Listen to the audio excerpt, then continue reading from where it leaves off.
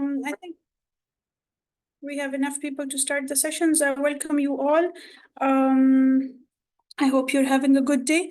And I chose the topic of short stature for to give you guys a brief review about it, because this is sort of a difficult station, and it has been recurring very, very frequently in the past few exams. And now that we have the one-to-one exam with patients, so these cases have been seen very, very frequently. So this gave me a chance to um, teach you guys about it. Okay, so I hope you're ready, because we'll just be starting our session.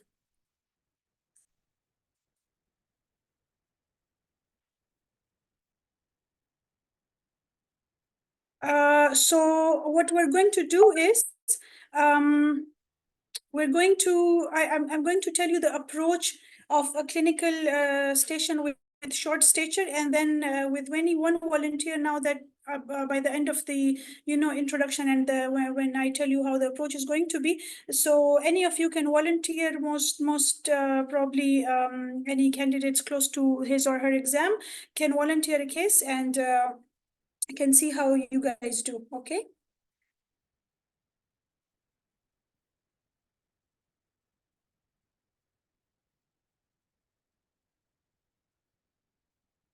Okay, so let me introduce myself again. For those who don't know, my name is Dr. Rabia Shah. I have done FCPS and MRCPCH. I'm currently working in the UAE in the neonatology department, and I am working as a mentor in the MedPrep Online. We have done a very successful course of about 6 months, and all of the candidates who have appeared so far have, alhamdulillah, succeeded. So this gave me a chance to pick a chunk from my course and, teach everybody this important topic. Okay, so first of all, when we talk about short stature, when we talk about short stature, let us look for the causes. So the most important causes are the physiological ones. So don't go for the pathological causes. Always go for the common cause. It could be a familial short stature. It could be just constitutional delay. So what is the difference between familial short stature and constitutional short stature? Can anybody answer this? Let's keep it interactive so that you guys are all awake. Anyone raise your hands, open your mic, write in the chat, whatever suits you.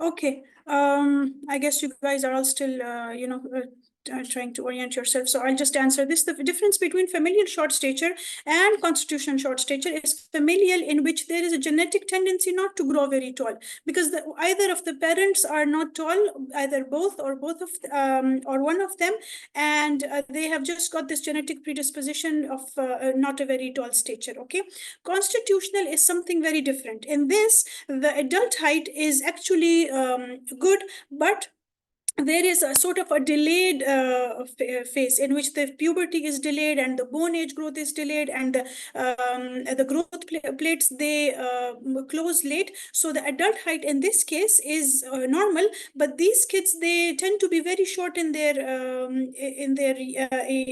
childhood, and they have sort of a late puberty, but then they hit the puberty a bit late, but then there's this growth spurt, and their final height is actually normal. Okay, so it's important to differentiate. They're both normal variants, but it's also important to differentiate these two. Okay, so the third variety that we have is the small for gestational age babies who are born small. They have a tendency not to grow very. Sometimes they do catch up growth, but in some cases that is not enough. Okay. So then we have the endocrinological causes: growth hormone deficiency, hypothyroidism, sorry for the spelling, and Cushing syndrome. Okay. Then we have the syndromic causes. On top of them are the Turner syndrome, Noonan syndrome, coming very frequently in exam, Russell-Silver syndrome also, and Prader-Willi. Then we have the multiple skeletal dysplasias like achondroplasias, in which the trunk is not very short, but the limbs are very short. So the adult height, it's very less. Okay. And then we have simple case like neglect or emotional deprivation. Okay. Moving on. This is a very important algorithm. I have made some additions to it just to, complete it more. Okay. So once you come across a short stature in your clinical station, it is very important to at least categorize it. Okay. Even if you're not able to reach the pinpoint diagnosis, you should at least be, somewhere, whether it's normal, whether it's abnormal, whether it's associated with some dysmorphic features. So this algorithm is just to sort of categorize it in a way that you're able to at least be somewhere and give 2-3 differentials, even if you're not able to pinpoint the diagnosis. Okay. So short stature, by definition, it is, of course, the height for age and sex is less than third percentile. Okay. So we have normal variants, as we spoke about, and we have the abnormal variants. So normal variants, already told you about it. It's the familial short stature, in which if you see in the box, it says bone age is equal to chronological age. So can somebody comment on this? And the constitutional short stature in bone age is less than the chronological age. I already gave a clue to you in the definition, but if somebody can comment on this feature, this is actually a differentiating point between familial short stature and constitutional short stature, who are also called late bloomers. So can anybody comment on this? Anybody knows what bone age is? Chronological age, you guys know already, of course. But can anybody give anything that they know about this? You can write in the chat box. I'd very much like it to be more interactive, because then we will enjoy it more. I will know where you guys are, what point needs more explanation. Yes, Dr. Amit.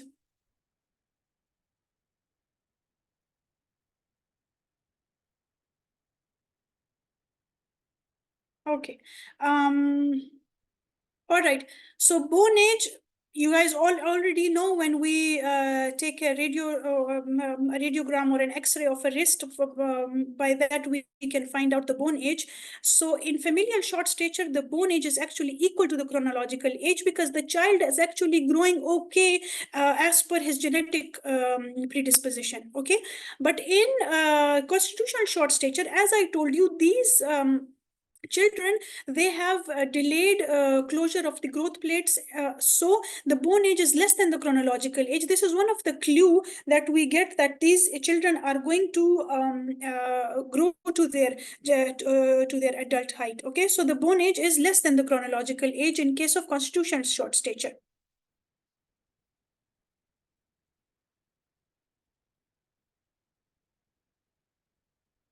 Okay. Now coming to the somebody wrote something in the chat. Could you explain it more? I didn't quite get it. Okay. So now coming to the pathological and abnormal variants of the short stature. Okay. So first we have to be very sure whether it is proportionate or disproportionate. There are two ways to find out whether it's anybody knows what proportionate and disproportionate short stature is?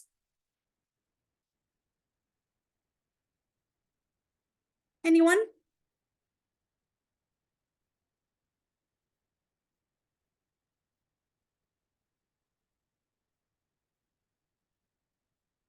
Okay, so proportionate short stature is when the upper segment and lower segment proportions or ratio is as per their age. Okay, so because we have, yes, are same in proportion, not same in proportion, so Rivia, to be precise, but actually there is a ratio for each age. Like the upper segment, lower segment ratio, it's a bit high in infancy, because the head size is a bit high, so is a bit large. So the upper segment is more than the lower segment, is more than the trunk. If you see in infants, you can see that their upper segment is sort of bigger than the lower segment, and this ratio exactly, Surya, you're right, after 7 it is 1:1, after 8 years to be precise it is 1:1. So this ratio decreases, increases with age. So we actually, what we mean is by proportionate and disproportionate is that it is appropriate for its age. Okay.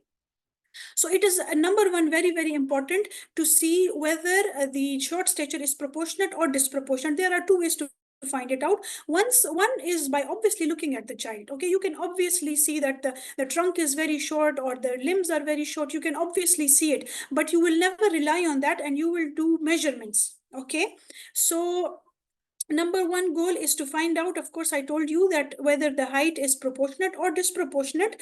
And in disproportionate, we have two categories. Okay. Number one is when the upper segment, lower segment ratio is decreased. What does it mean? Upper segment and lower segment ratio is decreased. What does it mean, Surya? Anyone?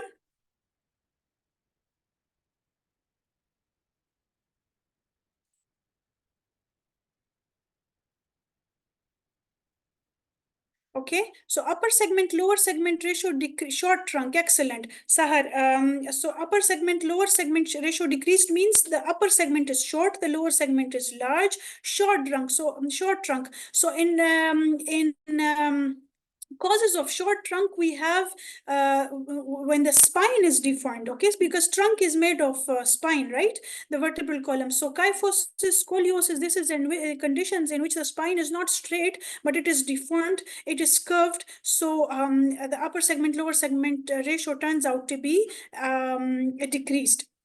So we are not exactly achondroplasia. I'm just going to come to that. Yeah, kyphosis is correct. Okay. And then in mucopolysaccharidosis, also we have very, very severe deformities of the bones in which the trunk is short. Okay. And also osteogenesis imperfecta. Okay. In category of disproportionate, when the upper segment, lower segment ratio is increased meaning what? Now the limbs are short. Okay, so limbs are short in which case? Remember when I told you in the skeletal dysplasia, I gave you the biggest example. If you have seen any patient with achondroplasia, you must have noticed these dwarfs that we come across, the one with achondroplasia. Their trunk is pretty much normal. This is why they have this very adult looking feature. You can tell by just looking at the trunk that their age is very, very much for the stature that they have, but at the same time their limbs are very short. Okay, they have very small arms and legs. That makes them very, very short. Okay. So examples of this type are achondroplasia, as I mentioned to you already. Rickets, why rickets? Can anybody comment on this? Why are the legs short in rickets? Same example as I gave you in kyphoscoliosis, the spine is curved and it becomes shorter than it usually is. So what happens in rickets? Why is now the bowing of legs? Yes, excellent, Aparna. Now there is bowing of the legs, so the upper segment is now longer than the lower segment. Okay. And skeletal dysplasias we commented on already. Okay, now I'm going to leave hypothyroidism for now because I'm just going to explain why it comes here. Okay, we discussed upper segment, lower segment ratio decreased. We discussed upper segment, lower segment ratio increased. And now we're coming to the proportionate one. Okay, so if you see a child who is obviously proportionate for his size, a proportionate, by proportionate, I mean the limbs and the trunk, they are all proportionate. There is no disproportionate between them, but he's generally very, very short. Okay. So now you look at another thing, whether this child is dysmorphic or not. Okay. If the child has obvious dysmorphism, we have all the dysmorphic causes right in front of us. We have the Noonan, Down syndrome, Prader-Willi. They all have their features. A Noonan webbing of neck, Prader-Willi. What is the feature for Prader-Willi? What are the faces? One very peculiar faces. Okay, they are overweight. they have like almond eyes, very round eyes, and they're hypotonic. Okay, so you will just see dull faces, hypotonic, having some component of mental retardation as well. Russell Silver syndrome, can anybody mention features of Russell Silver syndrome? They have very sharp faces, triangle face, raised forehead, pointy nose, pointy chin. They have very sharp faces. Okay, so this was as for the dysmorphism. Now coming to the non-dysmorphic proportionate short statures. Okay. So what are the main 2-3 varieties? Number one is all the chronic diseases, starting from the congenital heart conditions to some chronic respiratory problems, chronic suppurative lung disease, any malabsorption, malnutrition, all these categories, they come in proportionate short stature without any dysmorphism. Okay, they're just generally short because they're having multiple factors for not achieving their growth. Okay, in terms of both weight and height, they are they are suffering from chronic illness, they are malnourished. All these factors lead to a generally short stature. Okay, and the other large category in this is the different endocrinopathies. Okay, Cushing syndrome, growth hormone deficiencies, they're all short, and at the same time they are proportionate and they don't have any dysmorphic faces as such. Like, of course, Cushing syndrome, they have moon faces, hypothyroidism, also sorry, hypopituitarism, also growth hormone deficiency. But in case of what do you call it? So I left out hypothyroidism. Hypothyroidism actually doesn't come here. It comes in the disproportionate one. So hypothyroidism is the only endocrinopathy in which there is disproportionate short stature. It could be both. It could be proportionate as well. But if it is disproportionate, you should not be ruling out the diagnosis. Okay. So hypothyroidism is the only endocrinological condition in which there is disproportionate short stature. Okay. Apart from in contrast to all the others, Cushing disease, growth hormone deficiency, hypothyroidism can also present with disproportionate short stature. Okay, and what variety is that? It is the one with like achondroplasia, large trunk and short limbs. Okay. So as I mentioned to you already, we should be able to have at least these goals at the end of examination. Okay, when you see a patient with short stature, you should be able to at least scan for these things. Okay. Number one, is the child well or ill? Okay, if the child is generally well looking, of course, you're dealing with one of the syndromic causes or any skeletal dysplasias, anything like that. But if you're dealing with an ill child, you're most probably looking at a chronic illness, like say congenital heart disease or any chronic GI illnesses, liver failure, renal failure, any of these causes, you're probably looking at that. Okay. Then again, I mentioned to you about the dysmorphic features. Is the child dysmorphic or not? Okay, the other third very important thing that was not covered in the algorithm in the previous slide, but which is equally important, is whether the child is overweight or thin. Okay, so can anybody give me differential of each, like overweight and short and thin and short? Anyone? We have a good attendance now, so I am expecting some active discussion here. And exactly, hypothyroidism, Prader-Willi, Cushing syndrome, exactly. These are all short with increased weight, and short with decreased weight. All the other varieties like rickets, chronic illnesses, they will of course be thin as well as short. Okay, and yes, chronic diseases, excellent. Okay, IBD, all the chronic illnesses, they will be short and thin. Okay, proportionate, disproportionate, we already commented on. We have to find out whether the child is short for family size or normal. Very important, because what does it mean? If the child is appropriate for family size, CKD, yes, good, Dharminder. If the child is appropriate for family size, what does it mean? If we like see the parent's height, and then we see the mid-parental height, and the child is just lying on the percentiles of the mid-parental height, what does it mean? It means that the child is what? Yes, Familial short stature, excellent. Okay. And then another important feature is to look for the pubertal status. Pubertal status for constitutional short stature, pubertal status for all the chronic illnesses, it will be delayed. In the some of the endocrinopathies, it will be delayed. So that is also very important. Okay, good.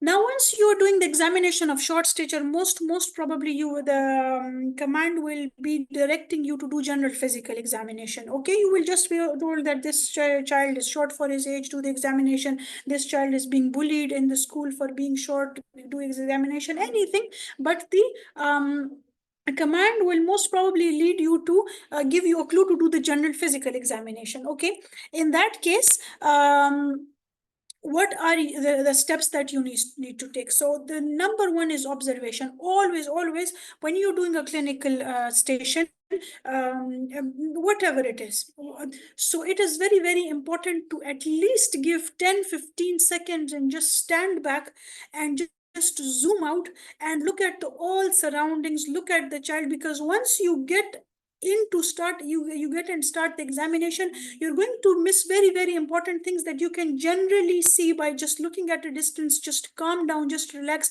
These 15-20 seconds are not going to take away nothing from your time, but it will be a huge advantage. Okay, so don't, when in your nervousness or in your anxiety, just jump towards the examination.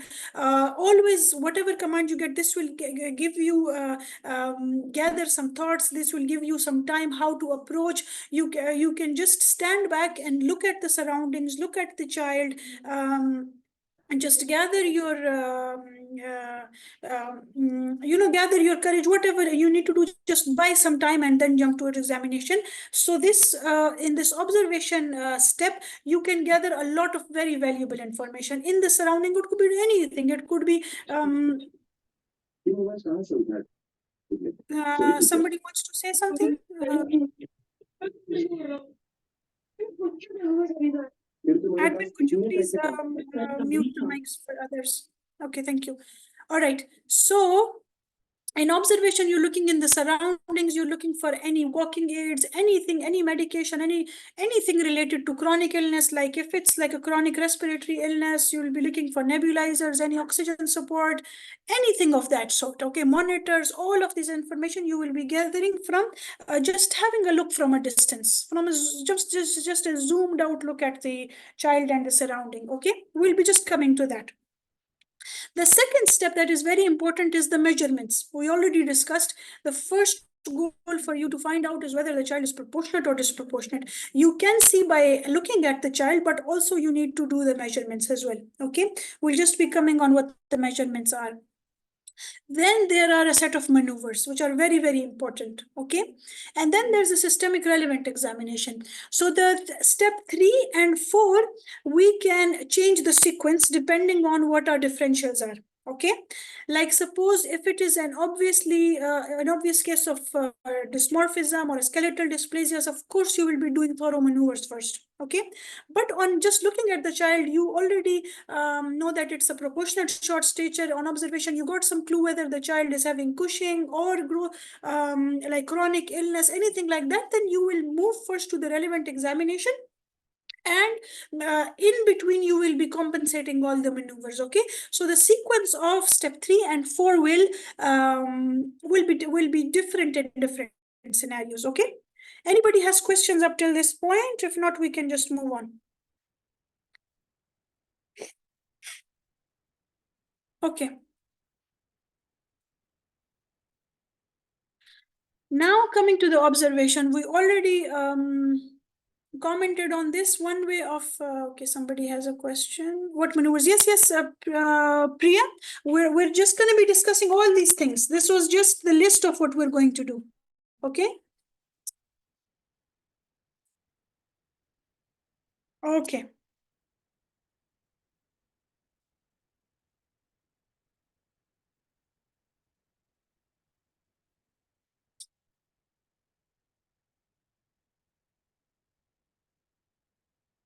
Okay, so coming to the observation. we're looking at whether the child is ill or well looking, any sort of distress, any obvious dysmorphism, visibly, as I told you, proportionate or disproportionate. If you have any doubt, of course, you have to do the measurements, visually assess the pubertal state, like, just by talking to the child, whether it's advanced, like if the child has the pitch is low, you can hear the deepening in the voice, you can say that the puberty has been already started. And if you have exposed if the child is exposed, like lying without the sitting without the shirt on, in case of a young boy, so you can see for any pubertal hair in the form of axillary hair, anything of that sort, facial hair. So all these things you can, without the Tanner staging, some clues you can get whether about the pubertal status. Okay. The next important features are the nutritional status. Okay, so obese and poor, I already commented on this. You look at the color of the child, whether he's pale, whether there is sallow complexion. So what does sallow complexion mean, and what is it a feature of? Anyone?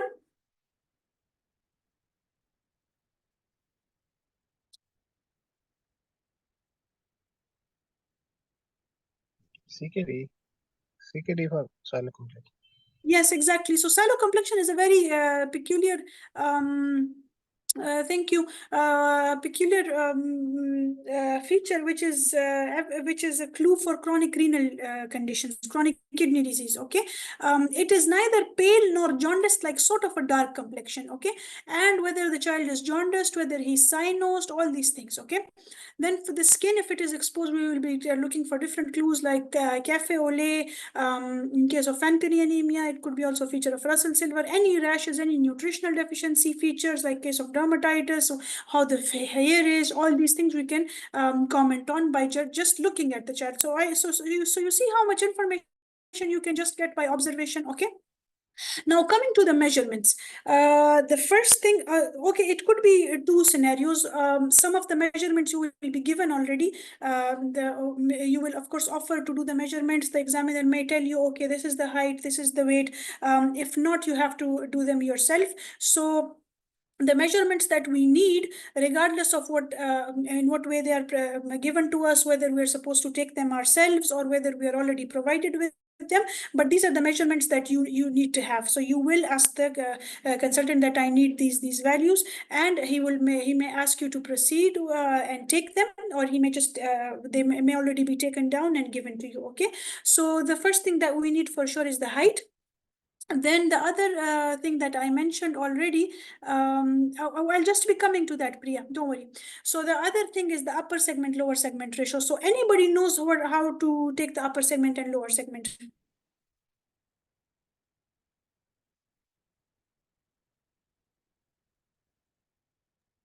Yeah, in upper segment, you ask the child, take the full height, and then ask the child to sit down with a ball or something, and then we will measure it from the head to Yes, the okay, pelvic thank you. area. Yes, this is one way of doing it. Sorry for that. The other way is this. Okay, I want to ask whether it is prohibited to ask the child to sit on the floor in this exam. Sit on the floor for what? Who is this? For the measurement. I mean, I have heard that we cannot ask the child to sit Yeah, on the so floor. I'm just I'm just going to tell you another technique in which you don't have to ask the child to sit on the floor. Okay, so this is the child's height. All right, you did the child's height. This is the child's height. Okay, now the second step is to make the child stand and take the level of the pubic symphysis. Okay, and take the height from this to the floor. Because the sitting height, it can be a little inaccurate as well. So just take the pubic symphysis, the bony prominence in the center, and take that value and measure it from the feet, okay, from the toes. So this is what parameter is this? Lower segment. Anyone? This is Lower the lower segment. segment. Yes, good. So this is the lower segment. It's much easier, much convenient. You can just take the pubic symphysis, take the value on the put that point on the wall, and then just measure it around from the floor. So this is the lower segment. So now, what is the upper segment? Anyone? Basically, we divide this total height minus lower segment height. Yes, Right. not divide, subtract. Excellent, Dr. Hamza. So what we Right. do is we take the full height and then we subtract the lower segment, and the one that we are left with is the upper segment. Now we just simply take the ratio. So these are the ratios, okay? As I told you, the ratio is plus at birth and up till 8 years. Just remember the figure 8 years, and from 8 years onwards it decreases, and in adult life it is about 0.9. Okay, so 1.3, very simple, very easy figures. 1.7 at birth, 1.3 at 3, 1 at 8, and then 9. Okay, is this clear to everyone? Dr. Rabia, how to calculate the ratio? How we can Right, just get after measurement? okay, a good question. So actually, yes, the thing is you do need a calculator, and of course, but if you can just see by looking at it, if it is like coming in positive figure, then it should be positive until at least birth and 1.3. But you need to calculate it, of course, with the help of a calculator. Just divide the upper segment and lower segment. It is a ratio. Okay, so you will need to tell the examiner that I need the ratio by dividing the upper segment. He may just give it to you, because if you calculate the upper segment and lower segment, then you just need to divide this. Okay, so if it is a positive figure, like the upper segment is grossly more than the lower segment at an age of more than 8, then of course you know that it is at least positive, which it should not be. Okay, and if it is like less in an age for the upper segment is less than lower segment at an age less than 8, then of course you know that it should not be negative, it should be positive. So you can just see it by just taking them, and then of course you need to calculate them. But the ratio, for the ratio, you do need a calculator. Okay. Sorry, Dr. Rabia, I want to ask, for example, at if birth, the ratio is like upper segment is 1.3 and lower segment is 1, right? So it would be decreased, na? Upper segment to lower segment would be decreased. Okay.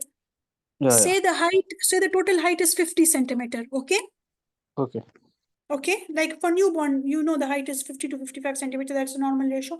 So if the lower segment is 20 centimeters, so how much is the upper segment? 30. Yes, 30, 30. 30. So 30 divided by 20 is? 30 divided by 20 is 1.5. It's 1.5. Yes. So 1.5, 1.6, it's close to 1.7. So this is the way to find out the ratio. Now you got it? Yes. Okay. Thank you. Good. Okay. So this is the way to find out the upper segment, lower segment ratio. Okay, moving on, the third measurement, we're still on the measurements. Okay, guys, we're in the second step. The first was observation, the second is measurement, the third is maneuver, and the fourth is a systemic relevant examination. We're still on the measurements. We did the height, we did the upper segment, lower segment ratio. Now coming to the arm span. Can the examiner tell us the ratio? What do you think? Yes, he will tell us the ratio. Okay, you have to take the measurements, and then he will say, okay, this is the ratio. All right. Okay. Okay. So, Dr. So Rabia, now, may I ask, please? yes, please. All the questions are welcome.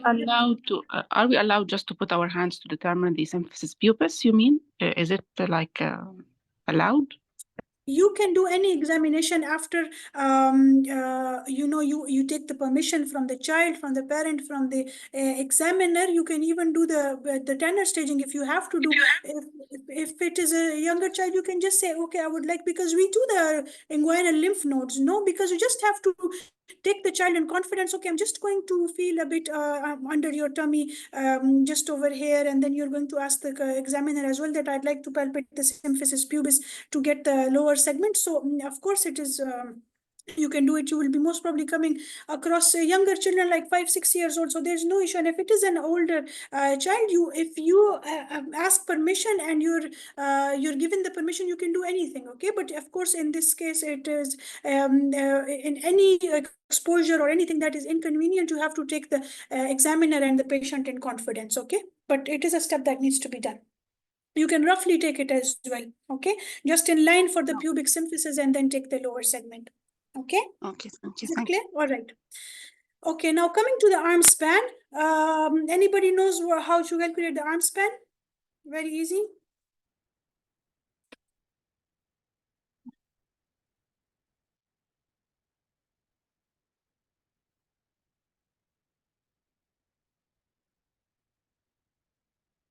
Okay, so for the arm span, I'm just gonna have to draw it again like I did. Yeah, who wants to say something?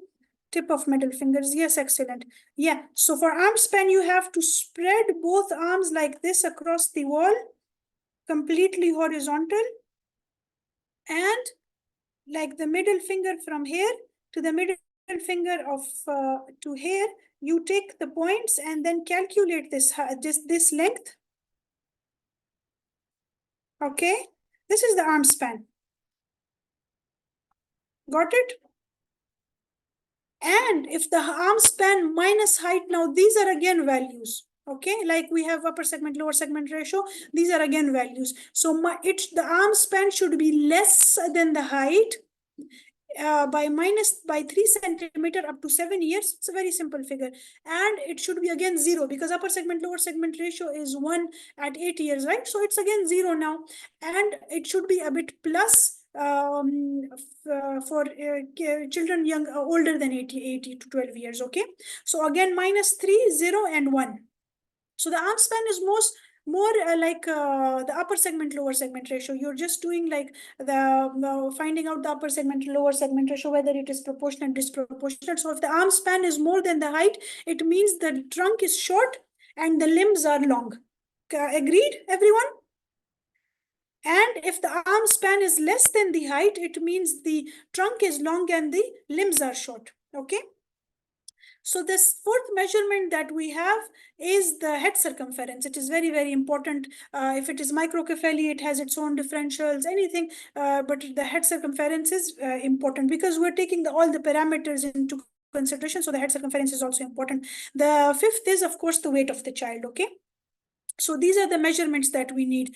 We'll also need other measurements, but that will be at the end of the examination. You will just mention to the examiner, and it's very, very important. 3 things, okay? You will say, I need the heights of both parents, number 1, for the mid-parental height. You will say, I need the height velocity in terms of sequential height of the child, whether it has been low throughout or whether it has decreased now or whether it is increasing. So you need previous growth charts. Okay, so second and third is the birth parameters. Okay, so 3 measurements are also important, but those of course you will not be taking, but just mentioning to the examiner that to reach the diagnosis I need these 3 now as well. Okay, everybody clear about? So 5 measurements here and 2 you will just request from the examiner.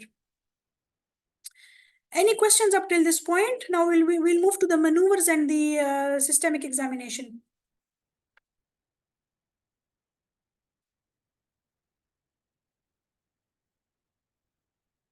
Okay, I'll just move on. All right. So okay, something in the chat, got it. Thank you, Dr. Faneen. Okay, so as I mentioned already, the third and fourth step, the maneuvers and the systemic relevant examination, we will change the sequence depending on the case that we're dealing with. Okay. Grossly disproportionate, gross dysmorphism, of course, do maneuvers first. Nothing of that sort points towards more of endocrinopathy or a chronic illness or familial short stature. Do the general systemic relevant examination. Okay, I'll just take a 10 seconds break just to grab a sip of water, then I'll be back.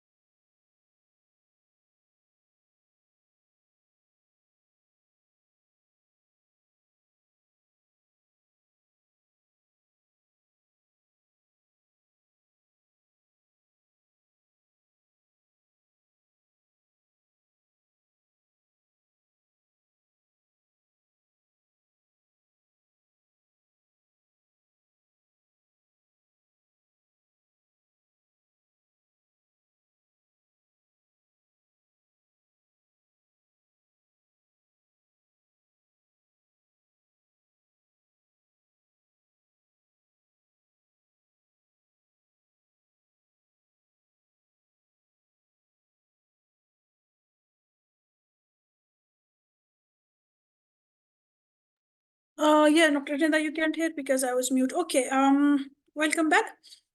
All right, so now we'll move on to the maneuvers and the systemic examination. Anybody knows about the maneuver?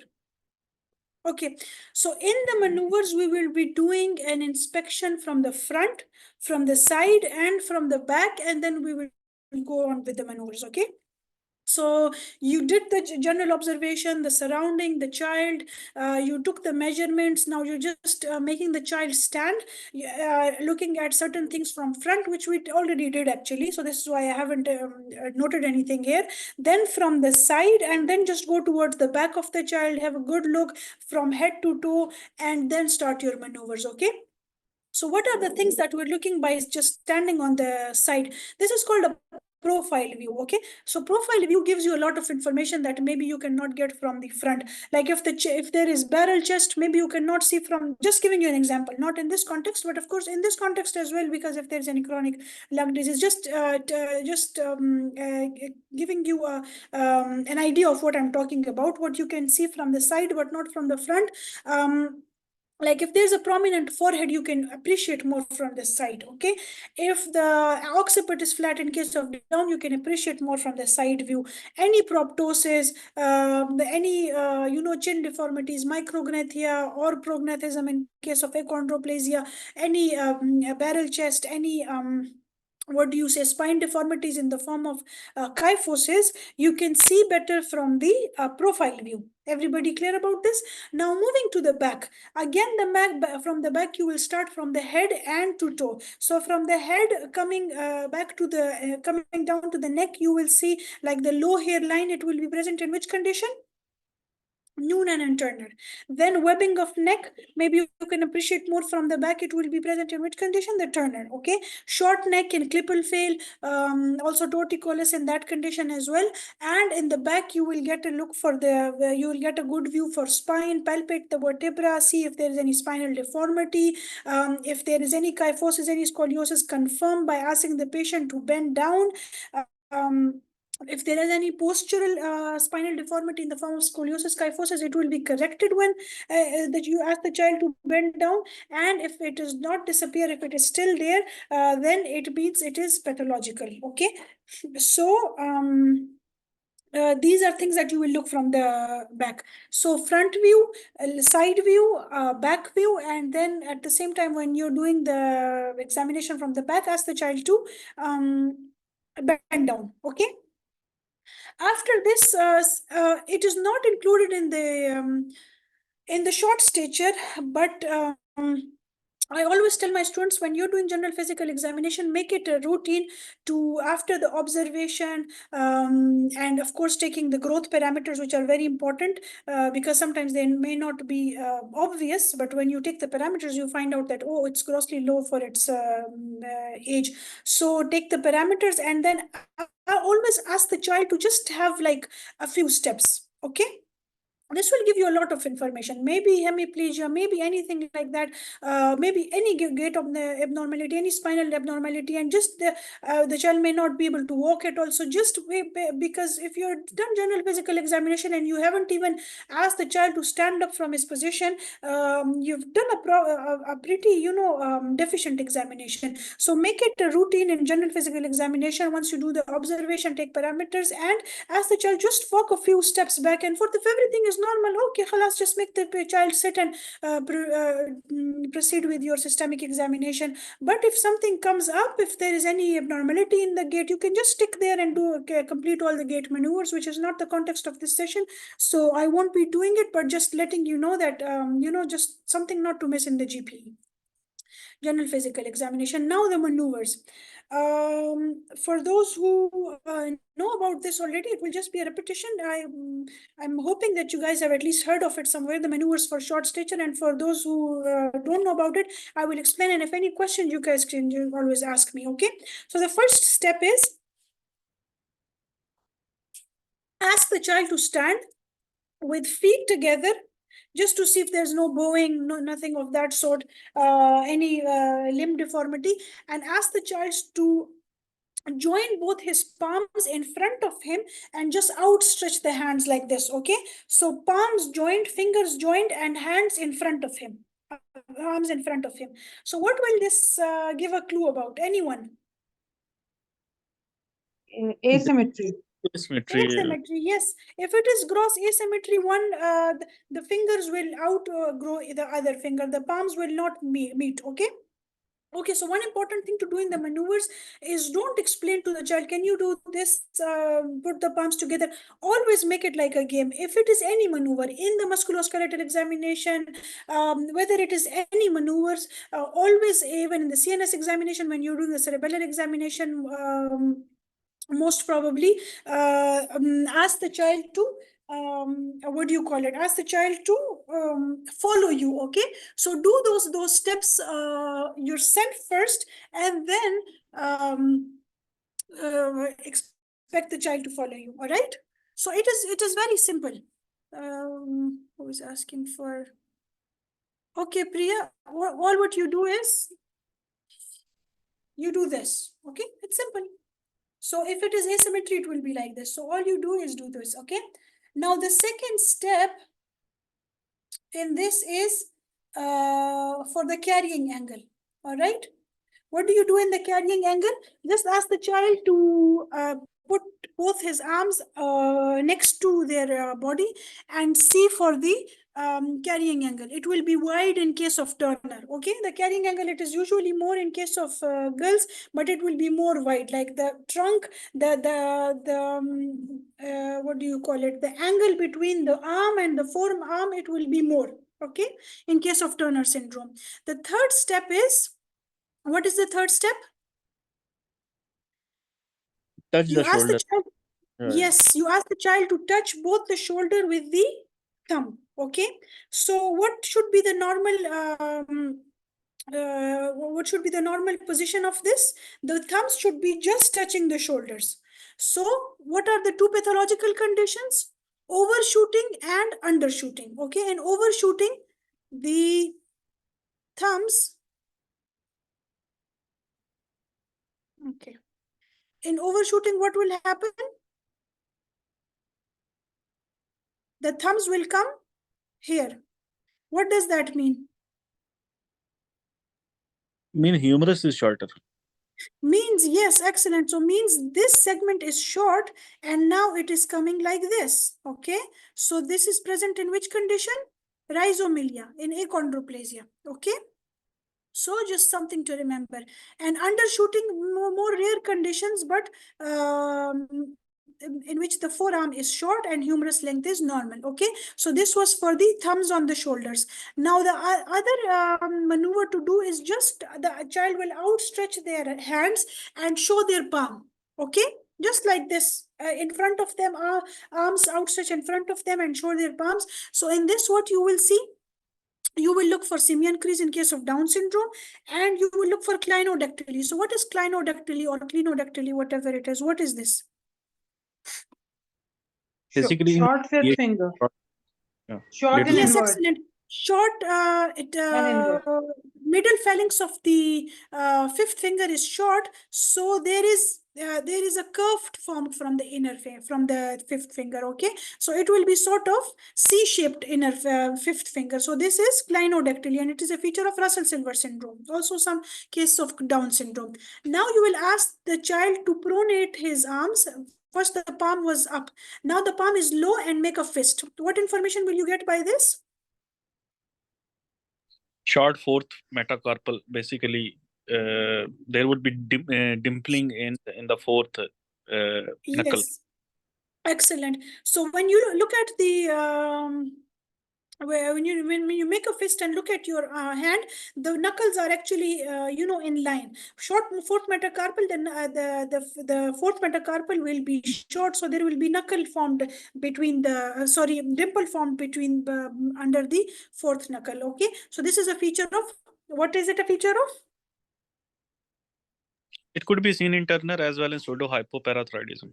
Yes, Both. excellent. So pseudo-hypoparathyroidism, it is an important cause of short stature in which the fourth metacarpal is short. Okay. The back we did already. I just told it to you ahead of this so that you don't miss it. Okay. when you're doing inspection from the front, inspection from the side, from the back, and then you can do the maneuver. So the back one I told you already. Okay. Now moving on to the systemic review. This actually means your complete general physical examination from hand to what do you call it, neck, and then from head to toe. So this should be your format in case of every general physical examination. But of course, you will not be looking for everything. Now you have shortlisted the differentials, and you're just looking like suppose if it is a sinus child with clubbing and all these features. So you will be focusing on the respiratory and the precordium examination. Okay, you won't be wasting time on the maneuvers and all these. So this is why I told you that from the inspection, from the observation, from the measurements, you will prioritize your list, your maneuvers and your systemic relevant examination. Okay. Now coming to the systemic review. Systemic review always, even if you're given like if it's not short stature, if it is any other case and you're giving the command of general physical examination, as I told you already, do observation, ask the child to just walk a few steps, come back, make him sit, and then start your examination. By examination, always hold take the child's both hand in your hands and start from the nails and do very thorough examination from the nails, fingers, palms, pulse, arm for any rashes, for any nodules, any skin findings. Then do the axilla examination for the lymph nodes. Remember the jacklet for the general physical examination. J for jaundice, A for anemia, C for clubbing and cyanosis, K for koilonychia, the nail features in case of anemia, and L for lymph nodes, E for edema, and T for thyroid. So don't miss these. But what you should do is start from nails, fingers, palms, pulse, arms, then axillary lymph nodes, then start from head to toe. Okay. Whatever needs more time and more thorough examination, stop on those points and just scan the rest. So from head to toe, you're looking at the head circumference, the head shape, any eye features, thyroid features, any squint, all these things you're looking at. Look for oral hygiene, facial features, Cushing, moon face, plethora, rash, all these things. Look in the neck for lymph nodes, for thyroid. Come to the chest. If it is relevant, do complete, of course, auscultation, all these things. If it is irrelevant, just do the general inspection and just move down from the abdomen. If the palpation is relevant, do it. If not, move to the edema. So this is hand to, I call it like hand to arm, and then head to toe. So this should be your format in case of general physical examination. So in that context, now we are doing it. So clubbing for in the nails, brown lines in case of chronic kidney disease, leukonychia, hyperconvex nails, we'll just be looking at them in a while, and hypoplastic nails. Now coming to the hands, the fingers we discussed already. Short fourth metacarpal, trident hand is actually like this. What is it a feature of? This is actually a trident. So in achondroplasia, the hand actually looks like this. The fingers are each equidistant from each other. What is it a feature of? Anyone? Achondroplasia and hypochondroplasia. Yes, achondroplasia. Good. We're looking for extra digit, Barton-Biedl syndrome, and if not extra digit, at least look in the ulnar aspect of the hand for any scar. Maybe the extra digit has been removed. It is a very important. It will give you a good important clue. Wrist widening in case of rickets.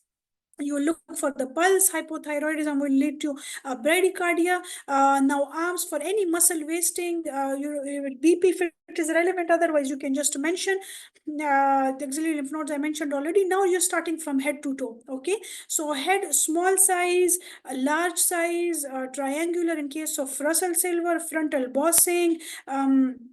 The fontanelle, all these things, if they are relevant, you will do. Hair quality, if it is dry hypothyroidism or any nutritional deficiency. So these are the things to do in the systemic review. Eyes for any pallor, jaundice, face for central cyanosis, any midline defects, cleft lip and palate, because this will lead to short stature because of the nutritional deficiency, any glossitis from any nutritional deficiency.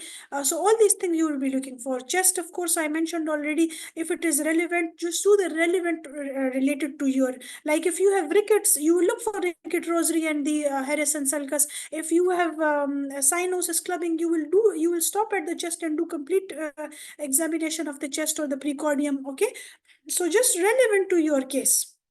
If it is Turner in the chest, you will look for widening of the nipples, shield shaped chest, abdomen. If it is relevant, of course, do for the visceromegaly, all the palpation, percussion, auscultation. You need to do only if it is relevant. So but the purpose of this is just to do what is relevant. If this was not relevant, just do the quick scan, okay, from head to toe. Everybody clear about this? And this I mentioned already, asked percentile charts, height velocity, birth parameters, and mid-parental height. Everybody knows what mid-parental height is? I mentioned it 2-3 times. You guys did not ask, either you know or...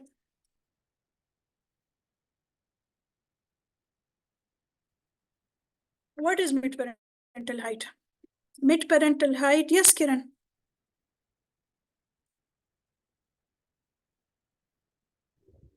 It is parents' height, father plus mother divided by 2 plus minus 13. Thank you, Kiran. Okay, so it is, yes, you're right. Father's height plus mother's height divided by 2. So what does divided by 2 do? What does it do? It gives average, okay? Average. Say if the father's height is 171, mother's height is 161. So divided by 2 would give you an average, okay? Now you add 7 centimeter. 13 you do, Kiran, if you don't divide by 2, because you do plus 13 and then you divide the whole by 2. So better to keep it simple. Take average of mother and father height, which is divided by 2.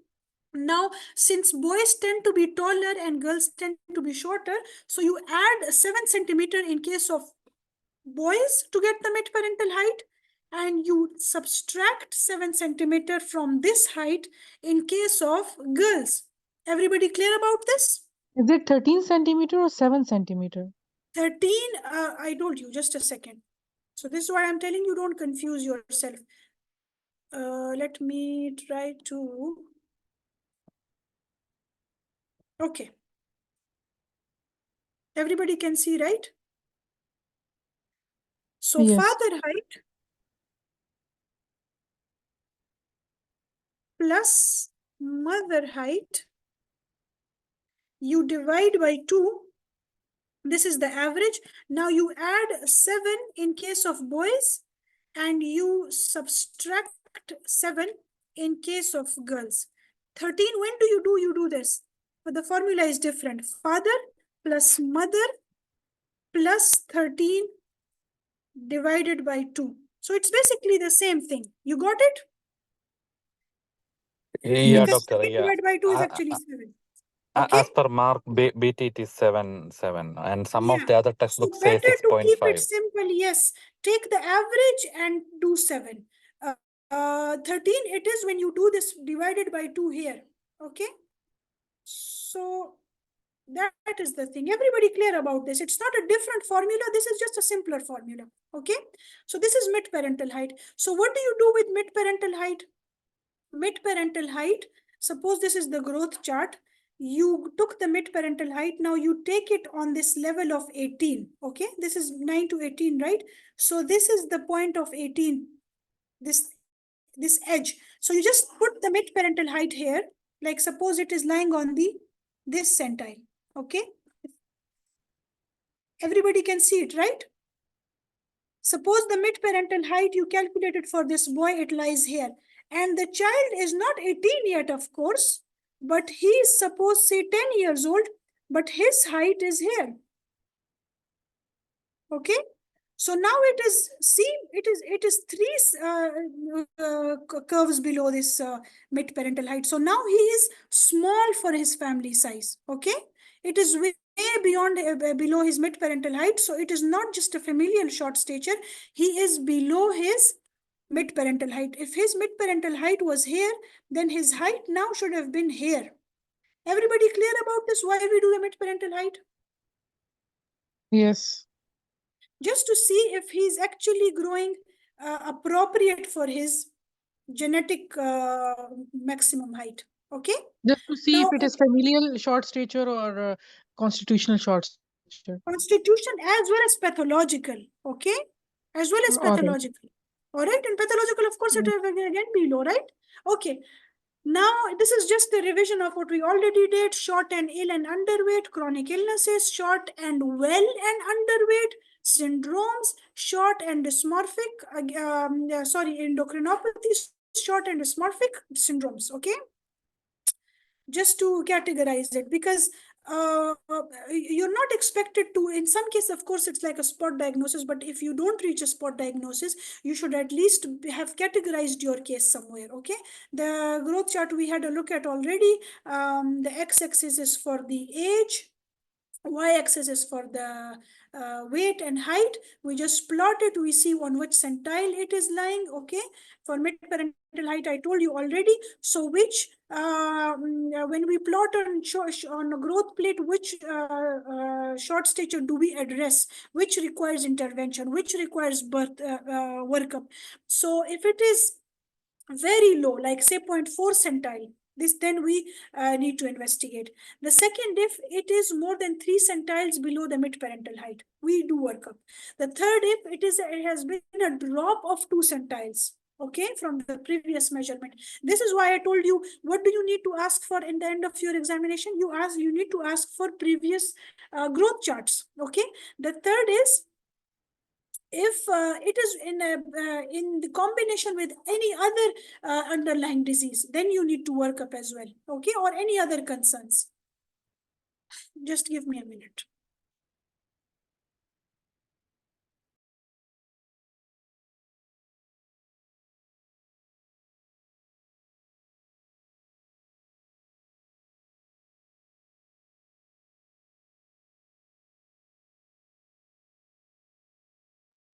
Okay, everybody clear about this? Just a set of investigation. It will all be relevant to your case. If it is like a chronic illness, you'll start with the baseline. Bone age is necessary. Excuse me, Yes, Dr. yes, Rabia. please. When a baby is disproportionate short statured, we have to do maneuvers. And when a baby have Yes, a proportionate short stature, with so these maneuvers, dysmorphism. in chronic With illnesses, dysmorphism, you will again do maneuvers, okay? okay. If in And the third morphism, case, if it is very, very low, like, you know, it is a very obvious short stature, then also you will do maneuvers, okay? 3 situations. I told you here already. It's in the, maybe I did not emphasize it much, but I did put it in my slide. 3 situations in which you will do maneuver. Look here. Very short, because you know sometimes Russell Silver, all these syndromes, they are not very obviously dysmorphic. You cannot be very obvious about them. So very short, obvious skeletal abnormalities, and clearly disproportionate, and having dysmorphic features, you can add to that. So in this case, you will do maneuvers. Clear? okay, okay, clear. Okay, thank you. Any other questions? Thank you. Okay, now we will what questions you can be asked. The investigations, it totally depends on the case that you're dealing with. In Turner syndrome, it will be a different set of investigations. You will say, I'll do karyotype, I will do ultrasound abdomen, I will do echo, all these things you will do. If it is a chronic illness, you will do relevant examination, full blood count for anemia. If it is a echo, chest x-ray, CT chest, all these things you will just tailor according to your case. Okay, if it is like a chronic, it looks like chronic liver disease and hepatomegaly, splenomegaly, obvious jaundice, stigmata of chronic stigmata of liver disease, you will go with the liver function test, the liver biopsy, ultrasound abdomen, whatever. Okay, so your investigations, it will be totally tailored according to your case. Okay. If there is no obvious cause, then you will say, I look for the growth hormone levels, insulin-like growth factor, or will look for these things. Okay, the hormonal assay, you will do that in case there is no obvious cause. Other questions that have been asked in the rather, we will come to this in the end. No worries about this. Who wants to do this case? We'll be very quick about it. I can do. Who is it? Me, Hamza, Dr. Hamza. Doctor, give me a minute. Hamza. Dr. Hamza, yes, sure, Hamza. Please. Okay. I will just set a timer for you.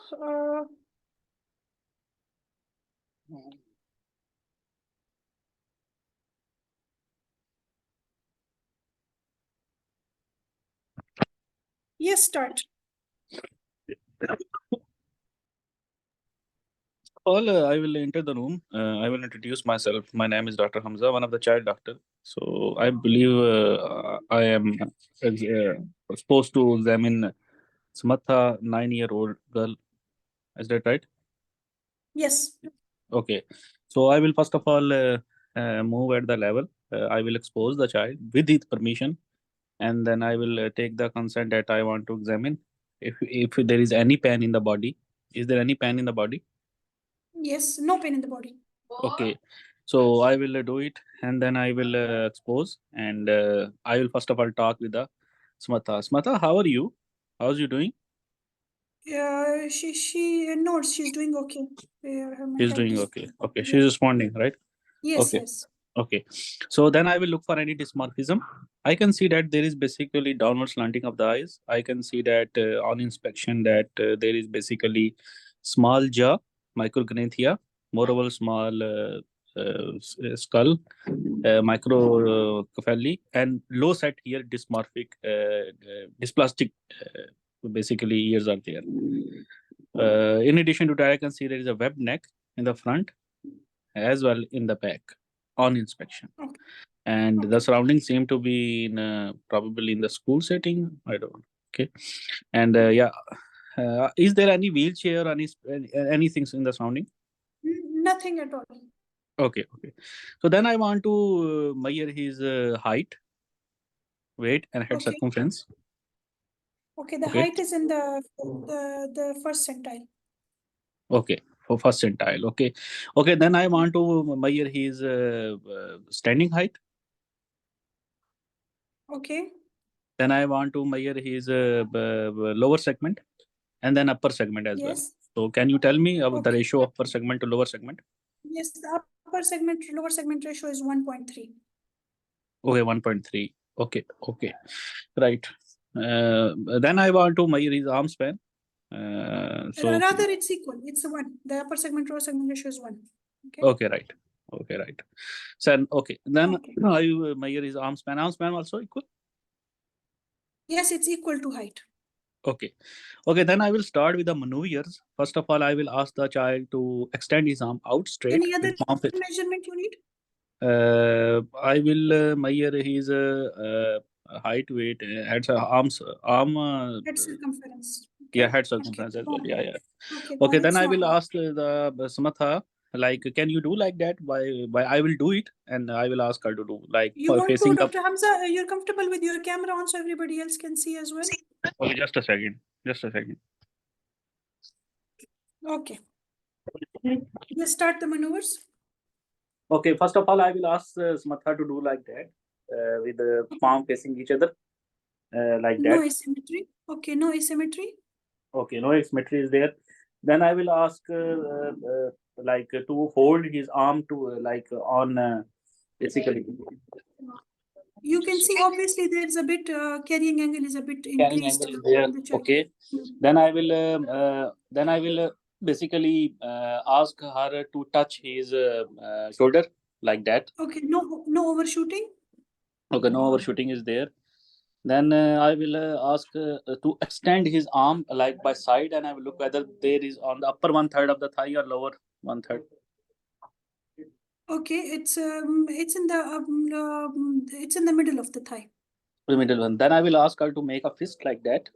Okay. I will look for the shortening of fourth metacarpal. Not present. Then I will look for any short fingers like that. No, it's normal. Then I will look for any pallor, any clinodactyly, polydactyly, Nothing. diamond It's normal. crease. Okay. Okay, and yeah, that's then I will just a sec. Okay, after that I will then I will do a relevant examination. Then I will do a relevant examination. Like I will start with basically we'll look for yeah, from then I will look from the side. Basically from the side I will look for Okay. frontal bossing is there. Frontal bossing. No frontal. No frontal. Flat occipit. Flat occipit. No. Okay, and what about the eyes? Is there a proptosis is there? No proptosis. Okay, okay. Then I will look for like at the back for any low set hairlines or webbing neck. There is a low hairline, Yeah, webbing yeah, neck. It's yeah. I obvious. can see. Okay, then I will also look for basically for any scoliosis. There is, you can see in the back, there is slight Yeah, yeah. scoliosis. You can Okay, see. then I will look for kyphosis for positional and postural. I will ask the child to bend and touch his feet. Yeah. Yeah, it is still there. Okay, One okay. of the scapula, it is a bit higher than the other, so it's still there. Okay. Okay, okay.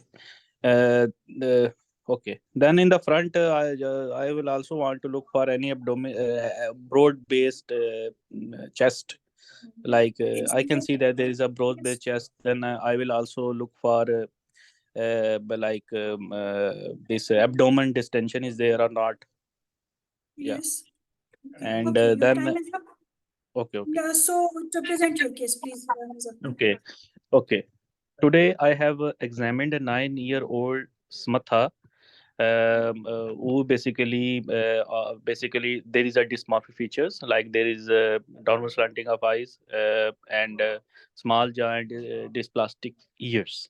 In addition to that, on inspection, I can see that there is basically a broad-based chest, and there is basically, moreover, there is a scoliosis and a webbed neck with low set hairlines. In addition to that, when I was performing basically the maneuvers, on there was no asymmetry. However, there was basically increased carrying angle, and in addition to that. There was basically when he was otherwise there was no overshooting undershooting. However, when I was asked to make a fist, there was a shortening of both metacarpal, and the palm seemed to be normal. No abnormality was there. And in addition to that, that was basically yeah. And one thing is that the proportionate short stature was there. And so I want to Anything else complete you my want to examine? yeah in the end I want to complete my examination by doing a pubertal assessment.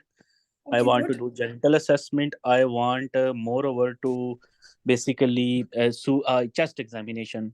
Exactly. Okay, Yeah, good. to inspect, look for any cardiovascular association is there or not, Okay, and also okay. look for radial delay, radiofemoral delay as well. Okay, so how will you manage this child? I will manage this case with a multidisciplinary team. I will involve myself as a registrar, my senior consultant. I will involve a genetist, Okay, first of genetist all, you will doctor. not take complete history, Yeah, I want to take a complete detailed history. examination. Okay. Yeah, yeah, detailed history, complete examination, and then I want to investigate this Yes. child. Like I want to do chromosomal analysis. In this case, Okay. I want to do a relevant examination, including echocardiogram. I want to Yes. do like ultrasound of the abdomen to look for horseshoe-shaped You see kidney. good. And Yeah, horseshoe-shaped kidney, and I want to look for. Mm, anything in the reproductive oh, part, yeah, ultrasound patterns? ovaries. Cheek ovaries. Okay, good. What Yeah, else? yeah. Moreover, I will also do thyroid function test to rule out Yes. hypothyroidism, And and yeah, and and something else in the endocrinology, if there is yeah. pubertal delay.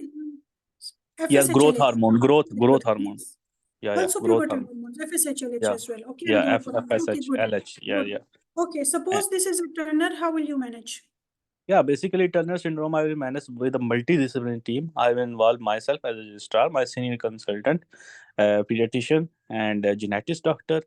I will involve basically a cardiologist, Hmm. and I will involve endocrinologist.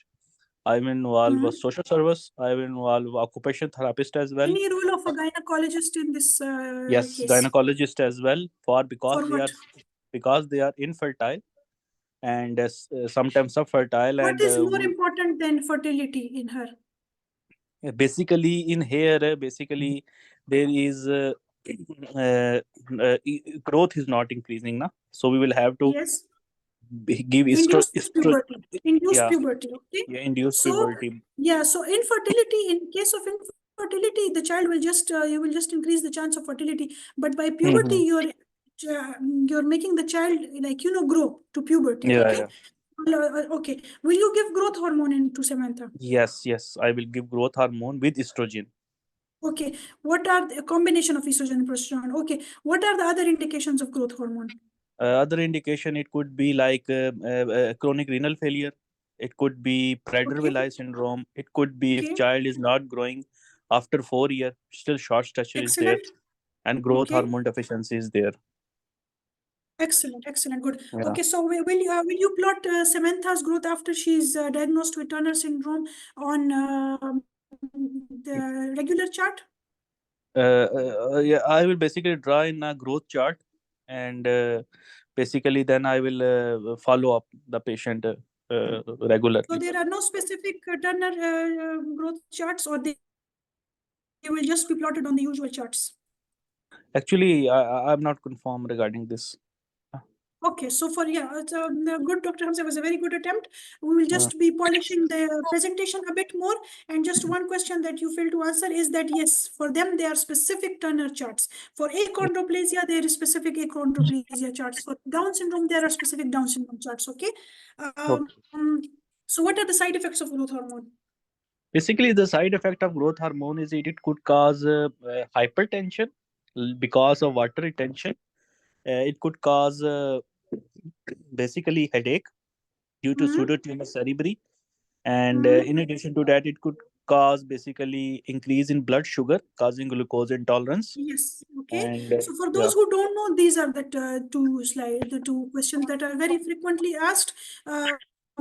Indications of growth hormone and complications. So yes, also idiopathic intracranial hypertension, good Aparna, and these are some of the complications for growth hormone. Okay, the investigations were all right. Just when you are presenting a case for Turner syndrome or any short stature, just to refine your presentation more, this is how you will put it. I examined this lovely child Samantha today. She's obviously short for her age, and at this point mentioned, you are talking, you are presenting your case to, suppose you are a registrar. Okay, you examined a child in your clinic. You're going to your consultant and you're discussing this child with her, right? So this consultant has not seen this child. I'm just giving you an example. Now, how will you put this child's case presentation to him or her in 2-3 sentences? You have to give a very beautiful and a clear picture, so he's not irritated that what is he talking about. Okay, so just think of that. Okay, so your presentation should always be very crisp. So what will you say? I examined this lovely child, 9-year-old Samantha today. She's obviously short for her age.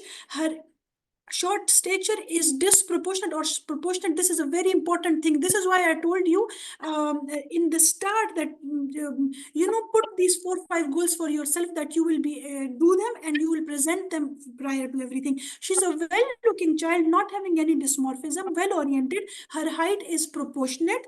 But yet she has multiple dysmorphic features in the form of A, B, C, D. Understood?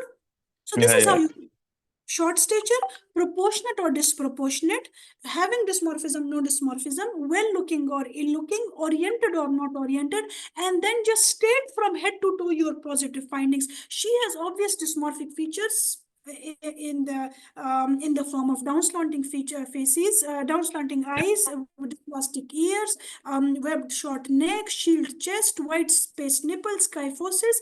Although I did not do the complete cardiovascular examination, but I would like to do complete cardiovascular examination along with spinal examination, and I would like to take 4 limb blood pressure to rule out any disproportionate in the blood pressure in case of coarctation of aorta. Okay.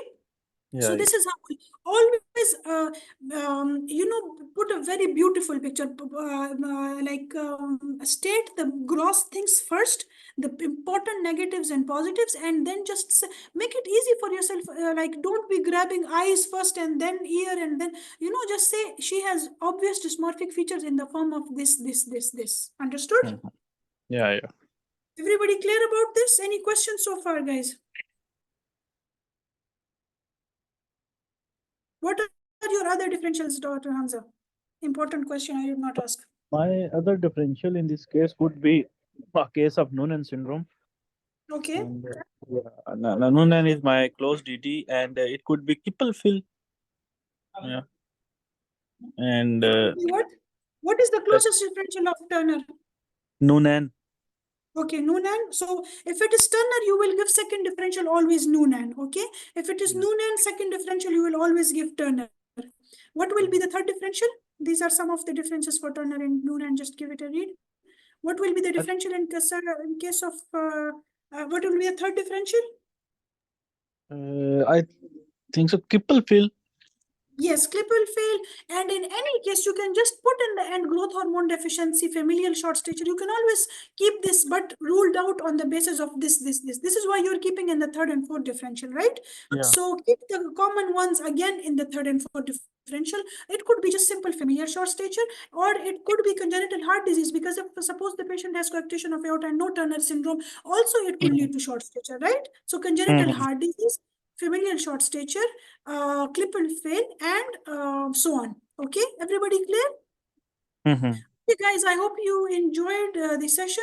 I tried to bring out a very important topic and sometimes confusing for students, but I hope I was able to clarify it up to some extent.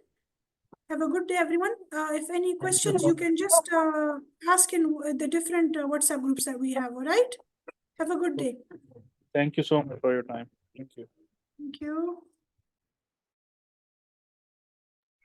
Thank you so much.